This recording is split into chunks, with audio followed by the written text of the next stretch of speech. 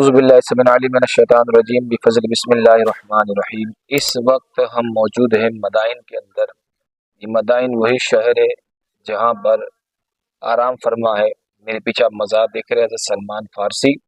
سلمان فارسی کے ساتھ 3 اور مزارات ہیں، حذیفہ یمنی، جابر بن انصاری اور امام طاہر جو بیٹے ہیں امام باقر کے بیٹے ہیں اور امام جعفر صادق کے بھائی ہے امام طاہر۔ ان کی بارگاہ میں ہم لوگ آئے ہیں، ابھی انشاءاللہ ہم لوگ اندر جا کے بھی زیارت کریں گے۔ ساتھ ہی ساتھ میں یہ مدائن وہ شہر ہے، میں نے آپ کو بتایا تھا راستے ہی کے اندر کہ غوث پاک نے جو 12 سال جنگلوں میں گزارے تھے وہ اور کوئی جنگل نہیں تھے، وہ مدائن کے ہی جنگل تھے۔ تو ہم یہاں پیچھے پیچھے کسرا کا محل بھی ہے، انشاءاللہ موقع ملا تب کو دکھاؤں گا، ساتھ میں اندر مزارات کی بھی زیارت کراؤں گا۔ تو ایک طویل ہم لمبا سفر کر کے یہاں پہنچے ہیں۔ آئیے میں آپ کو بتاؤں کہ حضرت سلمان فارسی ہے کون۔ حضرت سلمان فارسی کو سلمان محمدی بھی کہا جاتا ہے، اس لیے سلمان محمدی کہا جاتا ہے کہ اللہ کے رسول نے فرمایا کہ سلمان میری اہل بیت میں سے ہے، یعنی سلمان میرے گھر والوں میں سے ہے۔ پھر آپ دیکھیں سلمان فارسی اصل میں رہنے والے فارس کے تھے۔ یہ جو آپ علاقہ دیکھ رہے ہیں ایک زمانے تک یہ بھی فارس ہی کہا جاتا ہے۔ فارس کہتے ہیں ایران کو، ایران کے اندر آج بھی فارسی بولی جاتی ہے، اس لیے فارس کہا جاتا ہے۔ ایک زمانہ تھا یہ جو کسرا کا محل آپ کو پیچھے نظر آئے گا، یہ سارا علاقہ پہلے ایران ہی کا تھا، بعد میں یہ عراق میں تبدیل ہوا ہے، اس کو فارس کہا جاتا تھا۔ تو یہ فارس کے رہنے والے تھے، اور ایک روایت میں آتا ہے کہ نجومی تھے، آگ کی پوجا کرنے والے تھے، لیکن تھے یہ حبشی گھرانے سے تعلق رکھنے والے تھے۔ کون؟ سلمان فارسی۔ کون؟ سلمان فارسی۔ تو میں آپ کو بتاتا چلوں کہ سلمان فارسی ہے کون، میں آپ کو بتاتا چلوں کہ سلمان فارسی ہے کون۔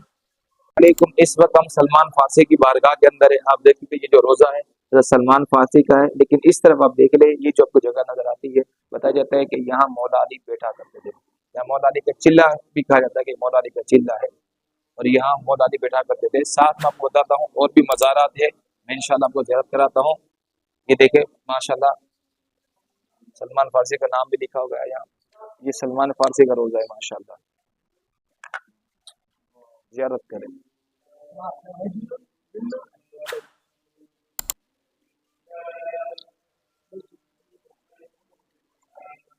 یہ ساتھ میں سلمان فارسی کی مسجد بھی ہے اس طرف، اور آگے اور بھی مزار صحابی رسول کے اور بھی مزار ہے، میں انشاءاللہ آپ کو دیدار کراتا ہوں، چلے میرے ساتھ۔ ماشاءاللہ سلمان اہل البیت، ماشاءاللہ یہ مزار ہے حضرت حذیفہ بن یمان کا، صحابی رسول ہے، حذیفہ بن یمان کا مزار ہے، ماشاءاللہ دیدار کریں ماشاءاللہ۔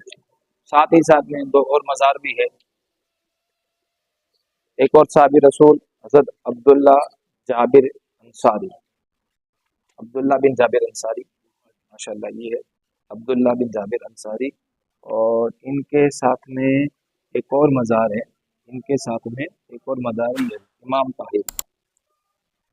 طاہر بن امام محمد باقر، امام محمد باقر کے بیٹے ہیں، امام جعفر صادق کے یہ بھائی، ماشاءاللہ۔